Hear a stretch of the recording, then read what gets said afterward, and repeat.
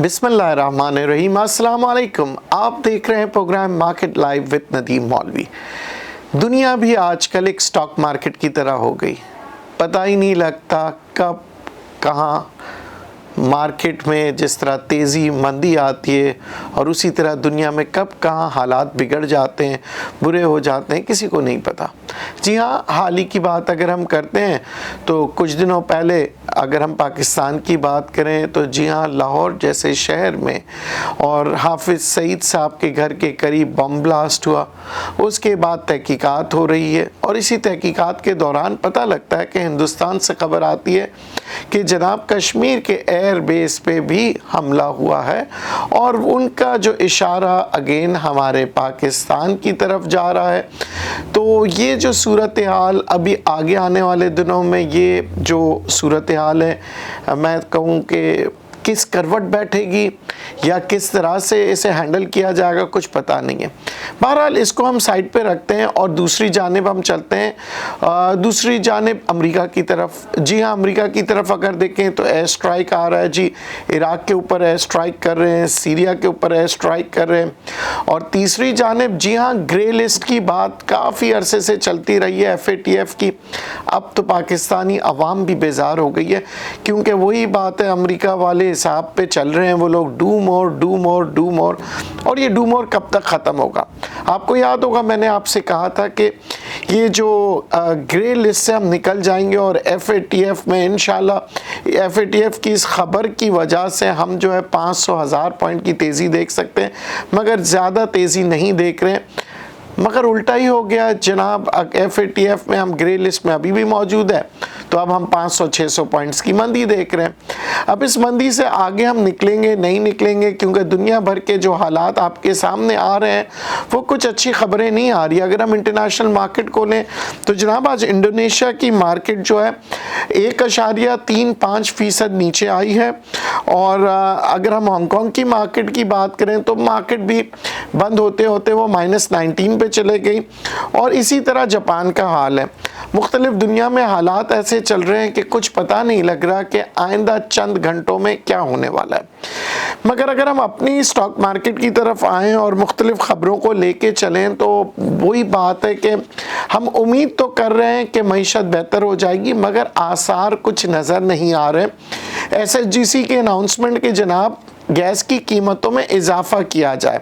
अगर SSGC की ये अनाउंसमेंट जो है आवाम के लिए ये बहुत बुरी खबर है, मगर याद रखिएगा SSGC के लिए ये फ़ायदेमंद है, क्योंकि SSGC का इससे नुकसान कम होता है।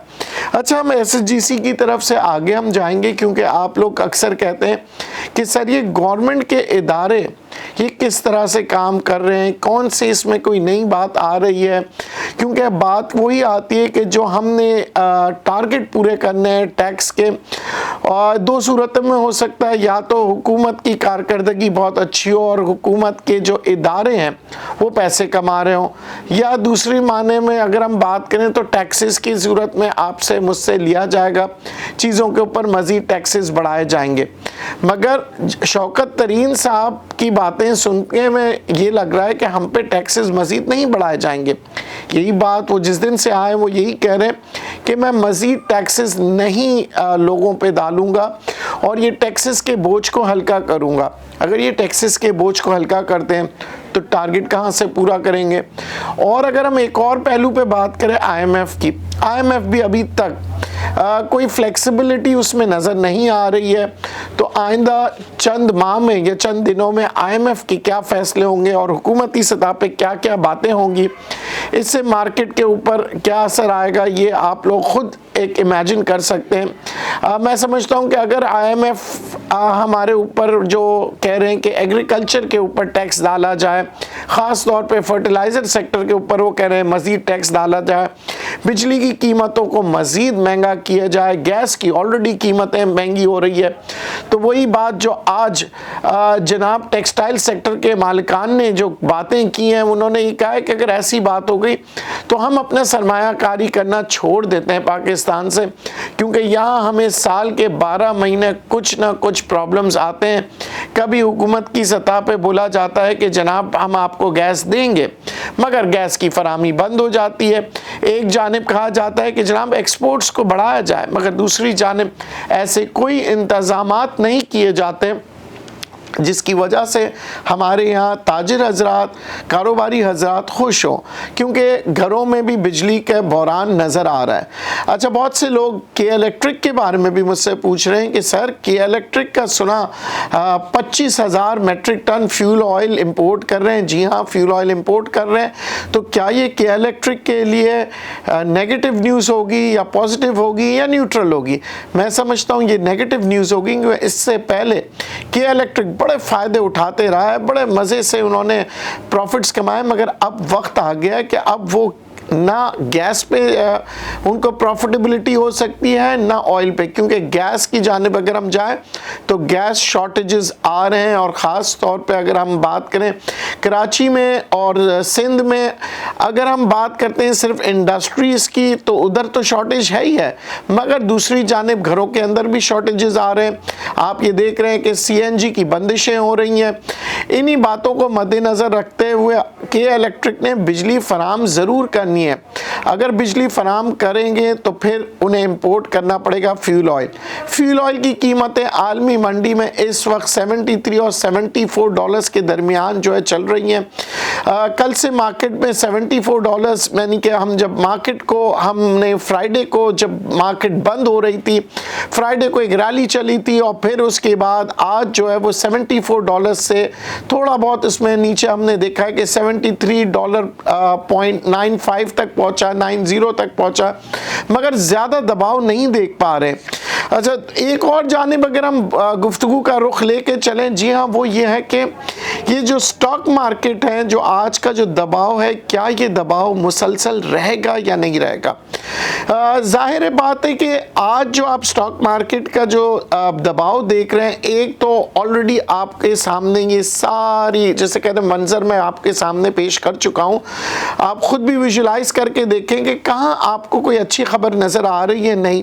मगर साथ साथ एक और चीज़ जो बहुत बुरी है मार्केट के लिए, वो है ह्यूमन साइकोलॉजी। लोगों के जहन में अब आ रहा है, जो कल तक बातें कर रहे थे कि मार्केट 70,000 है, लाओ माल, मार्केट 55,000 है, आज उन्होंने यू टर्न मार दिया और अचानक से फिर नेगेटिव बातें शुरू कर दी हैं कि जनाब मार्केट तो आप बहुत ही नीचे देख रहे हैं। मैं आप लोगों से हमेशा यही कहता हूँ, मार्केट ऊपर जाए या नीचे जाए, आपने स्ट्रैटेजी से काम करना है। तो वो कौन सी स्ट्रैटेजी है जो इस मार्केट में काम करेगी, आप लोग यही सोच रहे होंगे। देखिए, असल काम क्या है आपका ये काम है कि शेयर को इवैल्यूएट करना। अब वो शेयर को इवैल्यूएट किस तरह से करेंगे? एक मिसाल के तौर पे मैं आपको बताता हूँ कि एक शेयर है, उसकी कीमत है जनाब 10 रुपये, और आज के मार्केट के अंदर पिछले 2 महीने में, 3 महीने में जो मार्केट में जो मूवमेंट्स आई, वो 10 रुपये का शेयर जो है वो 30 रुपये तक पहुंच गया या 20 रुपये तक पहुंच गया। अब आपके हिसाब से जनाब ये 20 रुपये तक पहुंचा है तो 50 तक भी पहुंचेगा। स्टॉक मार्केट के हिसाब से अगर ये 20 या 30 रुपए तक पहुंचा है तो इसे वापस आना ज़रूरी है, इसे अपनी जगह बनाना ज़रूरी है नीचे की तरफ। अगर ये मज़ीद ऊपर भी जाना चाहेगा तब भी हम ये कहते हैं कि इस शेयर को करेक्शन लेने की ज़रूरत होती है। इस शेयर को डिप लेके अपने आप को जस्टिफाई कराना होगा कि जनाब मैं 50 रुपए की चीज़ हूँ। मगर हमारे यहाँ जब वो 25-30 रुपए पे चले जाती है 10 रुपए का शेयर, तो हमारे यहाँ कुछ आवाज़ें आने लगती है, अब तो ये 50 की है, अब तो ये 100 की है। और ऐसे कुछ वाकयात भी हुए हैं तो आप लोग यकीन भी करने लग जाते हैं। देखो यार, TRG लोग कहते थे नहीं जाएगा नहीं जाएगा, देखा आपने 180 रुपए तक चला गया। आप लोग नेट सोल का कहते थे, देखा 400-500 रुपए की चीज़ कहाँ चलेगी, मगर नेट सोल भी वापस आया। TRG को भी आना चाहिए टेक्निकली तौर पे अगर मैं कहूँ, और मुख्तलिफ इस तरह के मुख्तलिफ शेयर्स हैं जो कि बहुत तेज़ी से ऊपर चले गए। मगर इस मार्केट में फिर आप काम क्या करेंगे, क्या है वो स्ट्रैटेजी? अब आपने क्या काम करना है कि आपने एक काम बहुत ज़रूरी जो करना है वो ये कि आपने देखना है कौन से शेयर अभी तक चले नहीं और उसकी वजह क्या थी। क्या वो शेयर बहुत ही बुरे थे, यानी कि WTL चल गया, टेली चल गया, तो ऐसे कौन से शेयर है जो नहीं चले? जी जनाब, आपको याद है मैं काफ़ी अरसे से कह रहा हूँ बैंक ऑफ पंजाब नहीं चला है अभी तक। अगर हम PIBTL की बात करें वो अभी तक नहीं चला है। तो ये वो शेयर्स है, ऐसे कई और शेयर्स हैं जो नहीं चले, मगर अब उनका वक्त आ गया है, अब उन्हें चलना चाहिए। मगर ये ज़रूरी नहीं है कि मैं कह रहा हूँ तो वो चलेंगे। तो अब वो बात आ गई कि अब हमें स्ट्रैटेजी अपनानी है। स्ट्रैटेजी क्या अपनानी है? हमें पता है कि PIBTL जो है अभी तक नहीं चला और उम्मीद तो बहुत है PIBTL के ऊपर जाने की, तो क्यों ना हम इसे ब्रेकडाउन्स में लेना शुरू करें। यानी कि आज की मार्केट मंदी में आ गई, हमने थोड़ा सा माल लिया, कल की मार्केट मज़ीद अगर मंदी में आई हमने इसी में माल लेंगे। क्यों? क्योंकि वॉल्यूम बनाने के लिए ऐसा तो हो नहीं सकता कि 530 शेयर्स हैं पाकिस्तान स्टॉक मार्केट में और 530 के 30 जो है वो आपको नुकसान में दिखाए, ऐसा मुमकिन हो नहीं सकता। तो फिर कौन से शेयर्स हैं? तो इन्हीं शेयर्स की तरफ अगर आप ध्यान देंगे तो देखेंगे फिर इन्हीं शेयर्स, ऐसे मैं सिर्फ मिसाल के तौर पे मैंने आपको PIBTL और BOP का नाम दिया, ऐसे कई शेयर्स हैं जो कि आपकी नज़र से शायद नहीं निकले हो, ख़ास तौर पे क्योंकि वक्त ऐसा आ गया था कि आप लोग देखते थे कि जी वॉल्यूम लीडर्स जो हैं जनाब, अक्सर देखा जाता था तो वो चंद शेयर्स होते थे जो मार्केट में बड़े जिसे कहते हैं ना सर्कुलेट होते थे और उन्हीं के ऊपर बात करते थे।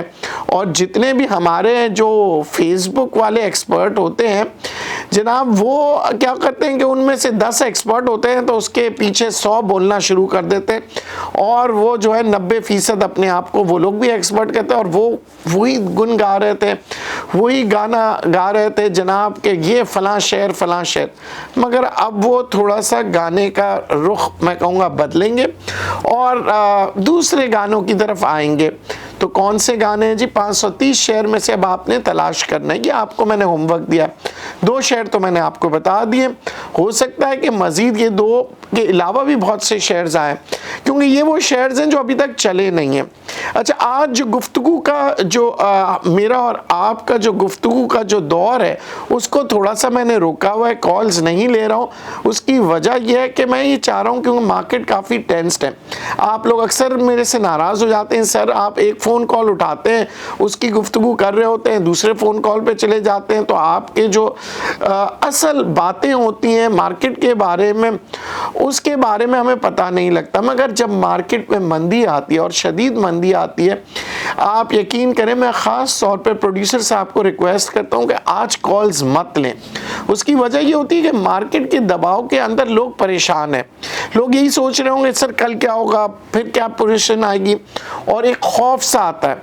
वो खौफ जो है ना वो हमेशा याद रखिएगा आपकी स्टॉक मार्केट में आपके लिए बहुत नुकसानदेह। तो वही इमरान खान वाली बात, जी हाँ बहुत से लोग मुस्कुरा रहे होंगे और कह रहे होंगे घबराना नहीं, मगर हमने घबराना बिल्कुल नहीं है, मगर हमें स्ट्रैटेजी ज़रूर अपनानी है, वरना तो घबराना शुरू कर दे। मैं तो कह रहा हूँ क्योंकि अगर आप घबरा के स्ट्रैटेजी बनाते हैं तो घबराने की ज़रूरत ही नहीं है। अगर अभी भी आप कॉन्फिडेंट बैठे नहीं यार लाओ फला मैं और 2 करोड़ रुपए और लगा देता हूँ, 4 करोड़ और लगा देता हूँ, और जो बेचारा 10,000 वाला है वो कहता है मैं 20,000 और लगा लेता हूँ, तो फिर क्या होगा? मसला यही होगा कि आप नुकसान करेंगे।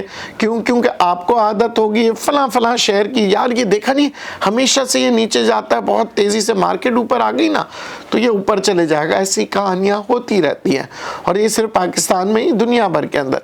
मगर आपने इन कहानियों में नहीं आना है।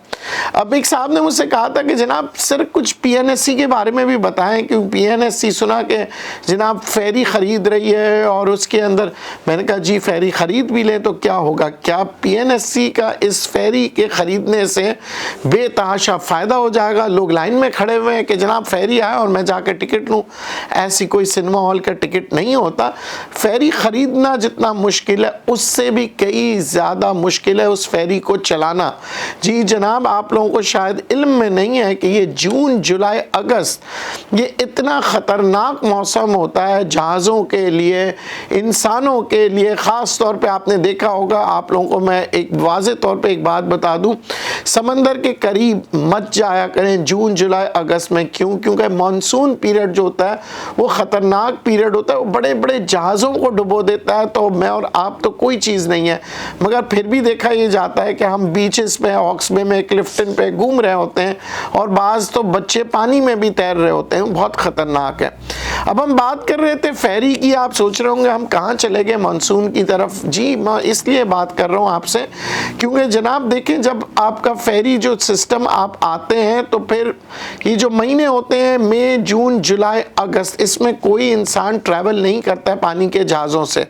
और रहा सवाल बड़े बड़े जहाज़ों की, ये लोग भी इन इलाकों में आके बहुत ही मोहतात तरीके से जहाज़ चलाते हैं। फेरी का सिलसिला जो पाकिस्तान अगर ख़रीदेगा तो फिर उसे चलाना उतना ही मुश्किल होगा, और आने वाले वक्तों में अगर ये कामयाब हो गया तभी पीएनएससी का जो शेयर्स हैं आप देखेंगे ऊपर की तरफ आएंगे। अच्छा, एक और बात, क्या ख़रीदने से पीएनएससी के शेयर्स जो हैं वो ऊपर जाएगा? तो मैं अगेन आपको बता दूं, जो पैसे जब इन्वेस्ट करती है कोई भी कंपनी, चाहे वो पीएनएससी हो या लकी सीमेंट हो या पीएसओ हो, अब आप क्या कर रहे हैं, फिक्स्ड एसेट्स की तरफ जा रहे हैं। पीएनएससी फिक्स्ड एसेट तो नहीं कहूँगा, पानी में फ्लोट हो रहा है ये, मगर आप एक चीज़ ले रहे हैं। अब जब आपने कंपनी ने चीज़ लिया तो उन्होंने ज़ाहिर मिलियंस ऑफ डॉलर दे के जहाज़ खरीदेंगे, तो आपकी कंपनी से पैसे गए हैं। और याद रखिएगा, स्टॉक मार्केट में वो कंपनी अच्छी होती है जिसके पास कैश फ्लो हो।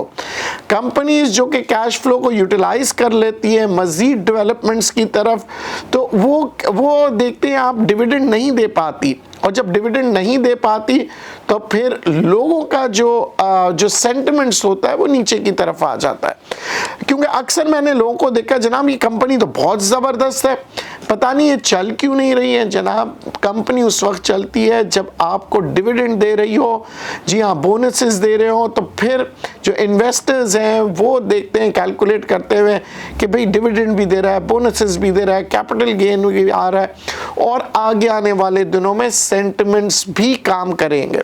तो अब वही बात, इन सब बातों का मजमुआ लेके मैं एक बात कहूँगा कि मार्केट के अंदर कल दबाव ज़रूर देख सकते हैं आप, मगर चंद शेयरों के अंदर आप काम भी कर सकते हैं। फिर ये दबाव कब निकल जाएंगे इसे हमें नहीं पता, क्योंकि आपको पता है बहुत सी खबरें आ रही हैं। क्रिप्टो करेंसी जो कि लोग अक्सर ट्रेड करते हैं, इसके बारे में भी मुझे लोगों ने कहा, तो मैं आज उनके बारे में भी बता दूं। ये बहुत ही डेंजरस है, इसकी लीगैलिटीज़ का अभी तक कोई फ्रेमवर्क नहीं बना है, इसके अंदर अवॉइड किया करें इन्वेस्टमेंट करते हुए। आज भी बरतानिया की सबसे बड़ी खबर यही है कि उधर जो है इन क्रिप्टो करेंसी के ऊपर बहुत से कानूनी तौर पे वो काम इसके अगेंस्ट में कर रहे हैं, यानी कि वो ये कह रहे हैं कि ये जब तक कि कानूनी इसके जो तरीक़ेकार नहीं बन पाते हैं, इसे यूके के अंदर भी इसको डिस्करेज करना चाहिए। ये ऐसी बातें हो रही हैं, और बहुत से इन्वेस्टर जो हैं अब यूके के अंदर इस करेंसी के अंदर काम नहीं कर रहे हैं, क्रिप्टो करेंसी में काम नहीं कर रहे हैं, मगर फिर भी हमारे यहाँ पाकिस्तान में इसके ऊपर कोई लीगल फ्रेम नहीं बना है, मगर पाकिस्तान में भी काम हो रहा है। और मुझे पता है मेरे इन्वेस्टर्स जो हैं कभी गोल्ड में इन्वेस्ट करते हैं, कभी स्टॉक मार्केट में, कभी प्रॉपर्टी में, और कभी क्रिप्टो करेंसी में। क्योंकि मेरा आपसे वादा था कि मैं आप लोगों को गाइड करूँगा, तो मैं आपसे फिर अगेन कहूँगा क्रिप्टो करेंसी में ना आए, उससे हज़ार लाख दफ़ा बेहतर है कि आप गोल्ड में चले जाएं, आप प्रॉपर्टी में चले जाएं, आप पाकिस्तान स्टॉक मार्केट में चले जाएं, आपको नुकसान होने के चांसेस कम है। मगर क्योंकि क्रिप्टो करेंसी में एक लालच आती है, और ये कहा जाता है कि जनाब $1000 का मालिक जो है वो $10,000 का मालिक बन जाता है। जनाब वो $10,000 का मालिक, याद रखिएगा, कभी कभार $0 का मालिक भी बनता है। क्योंकि ये कोई पाकिस्तान स्टॉक मार्केट नहीं है जहाँ पे स्टॉप लॉस लग गया, जहाँ पे मार्केट जो है बाकायदा पाकिस्तान की मईशत के साथ चल रही होती है, और कभी कभार पाकिस्तान की मईशत के बरक्स भी चलती है, मगर फिर भी स्टॉक मार्केट के अंदर काम करने वाले वो समझते हैं और इन्वेस्टमेंट वहीं करते हैं जहां पे उनको पता है कि जनाब एनुअल बेसिस पे मुझे रिटर्न मिलेगा। यहाँ पे जैसे ही मार्केट, अभी आप देखते हैं कि अल्लाह ना करे मार्केट में थोड़ा सा मज़ीद और दबाव आएगा तो आप लोग क्या करते हैं, घबराना शुरू कर देते हैं, माल बेचना शुरू कर देते हैं।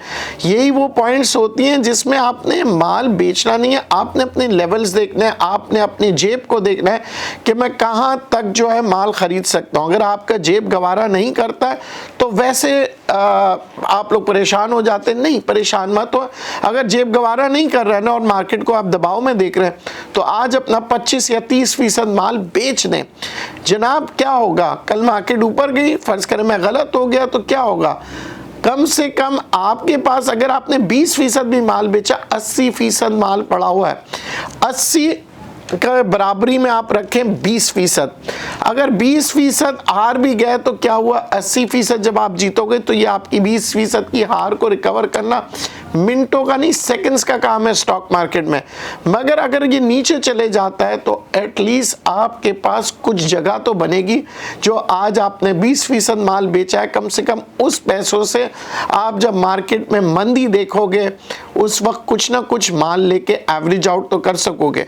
मगर अगर आप हाथ पे हाथ धरे बैठ गए, ना आपने बेचा ना आपने मजीद खरीदा और कहा मार्केट में देखेंगे, तो ये मार्केट है, इसमें मार्केट में देखने वाले हमेशा देखते रह जाते हैं और मार्केट कहीं से कहीं निकल जाती है। और यही बात होती है कि यार मैं तो मार्केट को मंदी में नहीं देख रहा था, मार्केट कहाँ से कहाँ निकल गई। तो आपने जहन में रखना है कि मार्केट कभी भी बदल सकती है। कल क्या खबर आती है पाकिस्तान की तरफ से, क्या खबर आती है हिंदुस्तान की तरफ से। पाकिस्तान हिंदुस्तान के अंदर कशीदगियाँ बढ़ रही हैं, आप देख रहे हैं, क्योंकि कश्मीर का इशू को लेके जो है दोनों तरफ गर्मा गर्मी चल रही है। और ख़ास तौर पे जब वाक़यात ऐसे आ रहे हैं बॉम्ब ब्लास्ट के और दूसरी जानिब वो कह रहे हैं ड्रोन अटैक्स हो रहे हैं, तो ऐसे वाक़यात जो है वो कभी भी ख़तरनाक पोजीशन पे आ सकते हैं। मगर ये वाक़यात जो है बेहतरी की तरफ भी आ सकते हैं अगर दोनों मुल्क समझदारी के साथ ये सोचें कि जनाब हमें एक दूसरे पे इल्ज़ामात कम करना है, बल्कि मईशत के बारे में सोचना है। मगर हिंदुस्तान की जानिब से तो ऐसे कुछ आसान दिखाई नहीं दे रहे। अब तो वो ये भी कह रहे थे, कुछ दिनों पहले की बात है, बल्कि 2-3 दिन पहले की बात है, वो कह रहे थे इनका जो फार्मर्स का जो प्रोटेस्ट चल रहा है उसके अंदर हमारे पाकिस्तान के ISI वाले कुछ करने वाले बेबुनियाद बातें, वो इसलिए कि वो अपने प्रोटेस्ट को कुछ ना कुछ जिसे कहते हैं तरीके से वो चाह रहे थे। ये फार्मर्स का दिल्ली में आपको पता है बड़ा काफ़ी महीने गुजर चुके हैं और हिंदुस्तान के ऊपर बड़ा प्रेशर है और वो उनके किसी न किसी तरीके से तोड़ना चाह रहे हैं। अब हो सकता है कि कोई इल्ज़ामात, जैसे कि वो ऐसे इल्ज़ामात तलाश कर रहे हैं और ऐसी बातें करते हैं, बड़ा अफसोस होता है। क्योंकि पाकिस्तान की जानिब से मैंने ये देखा है, ये नहीं कि मैं पाकिस्तानी हूँ मैं इसलिए कह रहा हूँ, बल्कि बाहर के ममालिक से भी आप किसी इंसान से पूछिए, किसी तज्ज़ियाकार से, तो वो यही कहेंगे कि इमरान खान की जानिब से ज़्यादातर जो ऐसे बयानात आए हैं जिसकी वजह से वो ये चाह रहे हैं कि पाकिस्तान में और हिंदुस्तान में एक अच्छे रास्ते, एक अच्छे कोई रास्ता निकाला जाए जिसकी वजह से ये दोनों मुल्कों की दुश्मनियां ख़त्म हो। और वो असल बात जो वो कहते हैं कि जनाब कश्मीर का जो है मसला आप हल कर दें, पाकिस्तान कहता है, ताकि ये रास्ते खुल जाए। मगर दूसरी जानिब ये देखा जाता है कि वहाँ से कभी कभार तो इशारा आता है, जी हाँ बैकडोर चैनल से काम हो रहा है हिंदुस्तान की तरफ से भी पाकिस्तान की तरफ से भी। क्यों? क्योंकि फ़ायदे की अगर हम बात करें तो पाकिस्तान के लिए भी फ़ायदेमंद है, चीन के लिए भी और हिंदुस्तान के लिए भी। तो ये जो हमारे जो हम बैकडोर चैनल्स की हम बात कर रहे होते हैं, हम चाहते हैं पूरा एक ग्रुप, एक खित्ता जो है पूरा बन जाए जिसके अंदर तिजारत हो, जिसके अंदर गुर्बत ख़त्म हो, कारोबार हो, मगर अफसोस के साथ कहना चाह रहा हूँ मैं कि यहाँ पाकिस्तान जहाँ कोशिश करता है तो फिर हिंदुस्तान इस चीज़ को समझ नहीं पाता। दूसरी जानिब अगर हम बात करते हैं अफ़गानिस्तान की, जनाब अमेरिका जो है वो वहाँ से निकलना चाह रहा है। तालिबान की तरफ से क्या हालात बनते हैं, किस तरह से वो अफ़गानिस्तान के अंदर हुकूमत के साथ काम करेंगे, ये किसी को नहीं पता। और पाकिस्तान का मैं आपको एक बात बता चुका हूँ पहले भी, पाकिस्तान ने अपने बॉर्डर्स की फेंसिंग कर दी है, मगर फिर भी वो ये चाह रहे हैं अच्छे ताल्लुकात के साथ हिंदुस्तान के साथ, अफगानिस्तान के साथ, ईरान के साथ तिजारत करें, क्योंकि इन सब के अंदर मफाद है हम सब का। और हम सब के पीछे है बहुत ही स्ट्रॉन्ग मुल्क, वो है चाइना। चाइना ये चाह रहा है कि यहाँ पे हर जगह सी पैक की डेवलपमेंट हो, और वो सी पैक जिसके लिए मैंने एक आर्टिकल भी लिखा, उस सी पैक की वजह से आज हम कर्जे में हैं, मगर सिर्फ इसी उम्मीद के साथ कि आगे आने वाले दिनों में हमें फ़ायदा होगा। मगर अगर आज की अगर हम बात करें तो जी हाँ जनाब, जितने हमारे कर्जे बढ़ते जा रहे हैं वो सिर्फ एक ही वजह से, क्या हम डेवलपमेंट कर रहे हैं, किस चीज़ के लिए, उस सी पैक के लिए हम एनवायरनमेंट क्रिएट कर रहे हैं, हम सी पैक का रास्ता बना रहे हैं, हम सी पैक के लिए सारी चीज़ें बना रहे हैं। मगर हमें क्या कहा जाता है कि जी आप कर्जा ले रहे हैं। अगर हम कर्जा ले रहे हैं तो दुनिया भर की मफाद में ले रहे हैं, क्योंकि ये जब सी पैक का रास्ता बनेगा तो हमसे भी ज़्यादा जो कमाएगा वो चाइना कमाएगा। मगर हमें कर्ज़ों में डाल के इस वक्त इस पोजीशन में आ गए कि हम जो करंट अकाउंट डेफिसिट था हम सरप्लस में चले गए। मगर ये देखा जा रहा है कि पिछले जनवरी से उस सरप्लस के अंदर दबाव आ रहा है, और जनवरी, फरवरी, मार्च, अप्रैल, मई, जून, इस दबाव को हम देख रहे हैं, काफ़ी दबाव आ चुका है। जब भी आज आपने देखा होगा कि करंट अकाउंट डेफिसिट के ऊपर काफ़ी अखबारों में आर्टिकल्स भी लिखे गए हैं और ये खबर भी बनी है, और स्टेट बैंक भी रिपोर्ट कर रहा है कि जनाब हमारे पास जो है इधर दबाव आ रहा है। अगर हम ट्रेड की बात करते हैं, हमारे यहाँ इम्पोर्ट बिल्स बढ़ते चले जा रहे हैं। उसकी वजह यह है कि जनाब जितने भी यहाँ डेवलपमेंट होती हैं तो उसकी मशीनरी जो है वो हम इंपोर्ट कर रहे होते हैं, और दूसरी जानिब सियासी दबाव की वजह से कभी गंदम इंपोर्ट कर रहे होते हैं तो कभी मुख्तलिफ अशिया की हम बात कर रहे होते हैं, जिसकी वजह से हमें लाखों करोड़ों डॉलर जो है खर्च करने पड़ते हैं। हमारी मईशत को संभालने के लिए शौकत तरीन साहब जैसे तजुर्बेकार आदमी आए हैं, मगर आगे आने वाले दिनों में क्या वो संभाल पाएंगे, क्योंकि इंटरनल एक्सटर्नल दुश्मन जो है वो काफ़ी मगन है काम करने में। अपने तौर पे वो कोशिश कर रहे हैं कि हमारी जो हुकूमत को कभी चाहते हैं डिस्टेबलाइज करना, कभी हमारी इकोनॉमी को डिस्टेबलाइज करना चाहते हैं। मगर मैं अगेन आपसे यही कहूँगा कि हम इतने आसानी से हार मानने वाली कौम नहीं है। हम अपने दुश्मनों को जो है ना झुका देंगे, भगा देंगे, मार देंगे, मगर हम अपने पाकिस्तान पे एक आंच आने नहीं देंगे। जी हाँ, ये बात सच है और हर पाकिस्तानी के लिए है, और मैं दुनिया भर से यही कह रहा हूँ कि हर पाकिस्तानी एक फ़ौजी है, तो हमसे लड़ने की कोशिश ना करें। मगर हम मईशत के बारे में अगर हम बात करेंगे, स्टॉक मार्केट के बारे में बात करेंगे, स्टॉक मार्केट में भी हम जो है अपना काम करते रहेंगे, कारोबार करते रहेंगे, मईशत को बेहतर बनाते जाएंगे। मगर याद रखिएगा, जिस तरह से दुनिया भर में लोग प्लानिंग के साथ काम करके कामयाब होते हैं, प्लानिंग ही के साथ जो है स्ट्रैटेजीज बनती है, और स्ट्रैटेजीज जो होती है हमेशा आपको जिताएगी।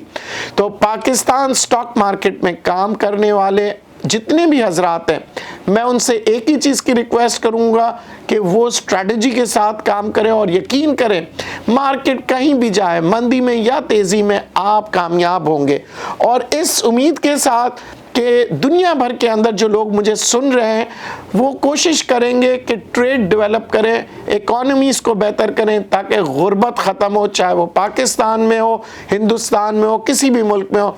अगर आप ह्यूमैनिटी को पसंद करते हैं तो गुर्बत को ख़त्म कीजिए, और अगर आप स्टॉक मार्केट में कहीं भी काम कर रहे हैं, यही प्लान, यही स्ट्रैटेजी हर जगह अपनाएं जो मैं आपको अपने शोज़ में कह रहा हूँ। बहुत बहुत शुक्रिया। वक्त बड़ा कम था इसलिए गुफ्तगू ज़्यादा हो नहीं सकी, मगर फिर भी मैं समझता हूँ एक तशनगी सी रह गई और कुछ बातें इंशाअल्लाह वक्त मिलेगा तो कल के प्रोग्राम में आपको बताऊंगा कि मज़ीद स्टॉप लॉसेस किस तरह से लगाएं, अपने जो इन्वेस्टमेंट्स हैं उसको किस तरह से सिक्योर करें। बहुत बहुत शुक्रिया, इस उम्मीद के साथ कि अल्लाह आप सबको कामयाबी के साथ अपने कारोबार में इजाफा दे और स्टॉक मार्केट में भी बेहतरीन नज़र आए। बहुत बहुत शुक्रिया। अल्लाह निगहबान।